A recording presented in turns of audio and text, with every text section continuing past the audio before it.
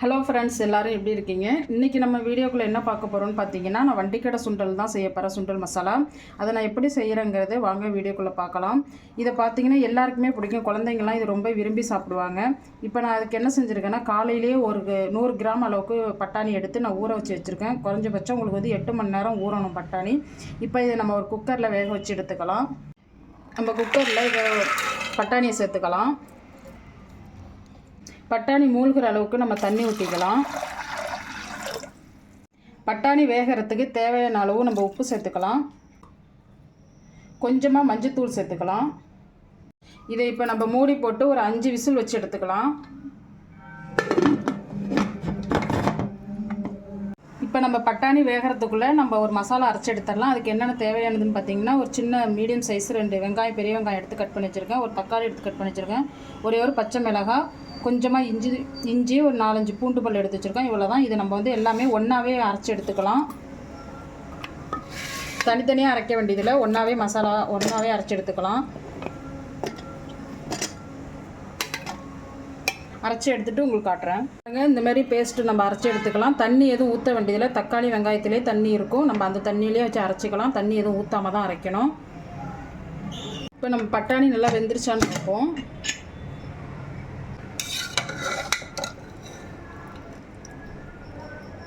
பாருங்கள், நல்லா வெந்துருச்சு. இப்போ நம்ம வண்டிக்கடை சுண்டல் செய்கிறதுக்கு நம்ம ஒரு கடாய் வச்சுக்குவோம். கடாய் நல்லா சூடாகிடுச்சு. ஒரு 2-3 ஸ்பூன் அளவுக்கு எண்ணெய் ஊற்றிக்குவோம். இப்போ நம்ம அரைச்சி வச்ச மசாலாவை இது கூடவே சேர்த்துக்கலாம். இப்போ இதை வந்து நம்ம நல்லா எண்ணெய் பிரிஞ்சு வர்ற அளவுக்கு, இந்த மசாலா வாடை போகிற அளவுக்கு நம்ம வதக்கி எடுத்துக்குவோம். பச்சை வாசனை போகிற வரையும். இப்போ நம்ம அரைச்ச மசாலா எல்லாம் நல்லா வதக்கி எடுத்தாச்சு. நம்ம வந்து மசாலா பொடி சேர்த்துக்கலாம். கொஞ்சமாக மஞ்சள் சேர்த்துக்கலாம். 1 டீஸ்பூன் மல்லித்தூள் சேர்த்துக்கலாம். ஒரு ஸ்பூன் மிளகாத்தூள் சேர்த்துக்கலாம். நம்ம பச்சை மிளகாய் சேர்த்து அரைச்சிருக்கோம். அதுக்காக நீங்கள் காரத்துக்கு தகுந்த மாதிரி சேர்த்துங்க. கொஞ்சமாக கரம் மசாலா சேர்த்துக்கலாம்.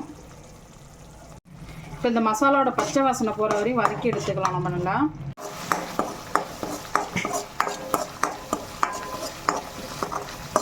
கொஞ்சமாக கருவேப்பிலை சேர்த்துக்கலாம்.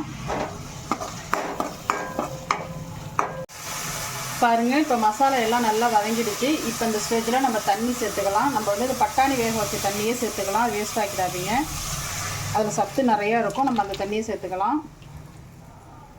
இன்னும் கொஞ்சம் கூட தண்ணி சேர்த்துக்கலாம். நம்ம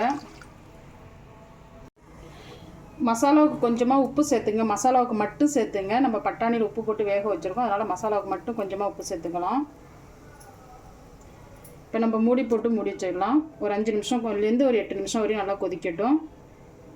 பாருங்கள், ஒரு 5 நிமிஷத்துலேருந்து ஒரு 8 நிமிஷம் வரையும் வச்சுருந்தா நல்லா கொதிச்சிருச்சு. இப்போ நம்ம வேக வச்ச பட்டாணியை சேர்த்துக்கலாம்.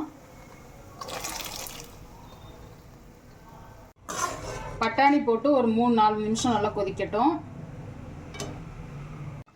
பாருங்கள் ஃப்ரெண்ட்ஸ், பட்டாணி மசாலா எல்லாமே நல்லா சேர்ந்து வெந்து கொதிச்சிருச்சு. நல்லா பாருங்கள் எப்படி இருக்குன்னு.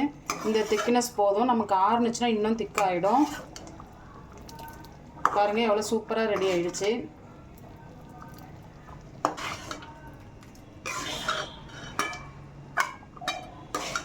பாருங்கள் ஃப்ரெண்ட்ஸ், எவ்வளோ சூப்பராக ரெடி ஆகிடுச்சு. இப்போ இது மேலே நம்ம வந்து வெங்காயம் தூவிக்கலாம்.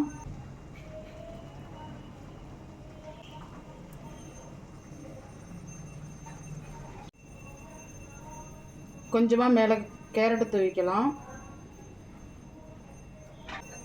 கொஞ்சம் மல்லித்தழை தூவிக்கலாம். பாருங்கள், எவ்வளோ சூப்பராக ரெடி ஆகிடுச்சு. நீங்களும் இதேமாரி செஞ்சு குழந்தைங்களுக்கு கொடுங்க. செஞ்சு பார்த்துட்டு எப்படி இருக்குன்னு கமெண்ட்ஸில் சொல்லுங்கள். இந்த வீடியோ பிடிச்சிருந்தா லைக் பண்ணுங்கள், ஷேர் பண்ணுங்கள், கமெண்ட் பண்ணுங்கள், சப்ஸ்கிரைப் பண்ணுங்கள். பக்கத்தில் உள்ள பெல் பட்டனை கிளிக் பண்ணுங்கள் ஃப்ரெண்ட்ஸ். மீண்டும் ஒரு வீடியோவில் சந்திப்போம்.